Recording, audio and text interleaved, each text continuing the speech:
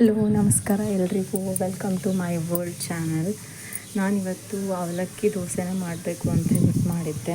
ನಾನಿಲ್ಲಿ 1 ಕಪ್ ಸಣ್ಣ ರವೆ, ಅದಕ್ಕೆ 1 ಕಪ್ ಆಗೋಷ್ಟು ಅವಲಕ್ಕಿ ಮತ್ತು ಮೊಸರು ಅಥವಾ ಮಜ್ಜಿಗೆ, 1 ಕಪ್ ಆಗೋಷ್ಟು ನೀರು ಹಾಕಿ ಅದಕ್ಕೆ ಸ್ವಲ್ಪ ಉಪ್ಪು, ಸ್ವಲ್ಪ ಅಡುಗೆ ಸೋಡಾನ ಹಾಕ್ಬಿಟ್ಟು ಚೆನ್ನಾಗಿ ಕಲಸಿ ನೆನೆಸಿಟ್ಟಿದ್ದೆ. ಒಂದು 10 ನಿಮಿಷ ನೆನೆದಾದ್ಮೇಲೆ ಅದಕ್ಕೆ ಎಷ್ಟು ರಿಕ್ವೈರ್ ಆಗುತ್ತೋ ಅಷ್ಟು ನೀರು ಹಾಕಿ ಅದನ್ನು ಸರಿಯಾಗಿ ರುಬ್ಕೊಂಡು ದೋಸೆ ಮಾಡಿಕೊಂಡ್ರೆ ದೋಸೆ ತುಂಬ ಚೆನ್ನಾಗಿ ಬರುತ್ತೆ.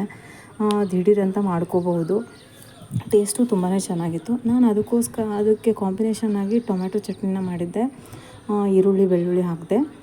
ಅದನ್ನು ಯಾವ ಥರ ಮಾಡೋಣ ಅಂತ ನೋಡೋಣ ಬನ್ನಿ. ನಾನು ಇಲ್ಲೊಂದು ಪ್ಯಾನ್ಗೆ ಸ್ವಲ್ಪ ಎಣ್ಣೆ ಹಾಕಿ ಅದಕ್ಕೆ ಕಡಲೆಬೇಳೆ, ಸ್ವಲ್ಪ ಉದ್ದಿನಬೇಳೆ ಅದನ್ನು ಹಾಕಿಬಿಟ್ಟು ಚೆನ್ನಾಗಿ ಅದನ್ನು ಹೊಂಬಣ್ಣ ಬರೋ ಥರ ಕೆಂಪಗಾಗೋಷ್ಟು ಫ್ರೈ ಮಾಡ್ಕೊಂಡಿದ್ದೆ.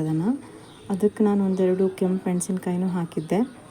ಅವು ಬೇಳೆಗಳು ಕೆಂಪಾದಮೇಲೆ ಅದಕ್ಕೆ ನಾನು ಡೈರೆಕ್ಟಾಗಿ ಹೆಚ್ಚಿಟ್ಟಿರೋ ಅಂಥ ಏನಪ್ಪ ಅಂತಂದರೆ ಟೊಮ್ಯಾಟೋಸ್ನ ಹಾಕಿದ್ದೆ. ಟೊಮ್ಯಾಟೊ ಹಾಕಿ ಅದನ್ನು ಫ್ರೈ ಮಾಡ್ಕೊಂಡಿದ್ದಾದಮೇಲೆ ಅದಕ್ಕೆ ಸ್ವಲ್ಪ ಅರಿಶಿನ, ಆಮೇಲೆ ನೆಕ್ಸ್ಟು ಏನಪ್ಪ ಅಂತಂದರೆ ರುಚಿಗೆ ತಕ್ಕಷ್ಟು ಉಪ್ಪು ಹಾಕಿದ್ದೆ. ಆಮೇಲೆ ಖಾರದ ಪುಡಿ ಹಾಕಿದ್ದೆ.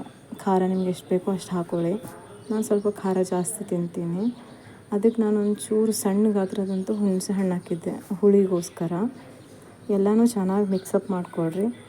ಅದೆಲ್ಲ ಫ್ರೈ ಆದಮೇಲೆ ತಣ್ಣಗೆ ಮಾಡಿ ಅದನ್ನು ಮಿಕ್ಸಿಗೆ ಹಾಕಿ ರುಬ್ಕೊಂಡ್ರೆ ಚಟ್ನಿ ರೆಡಿ.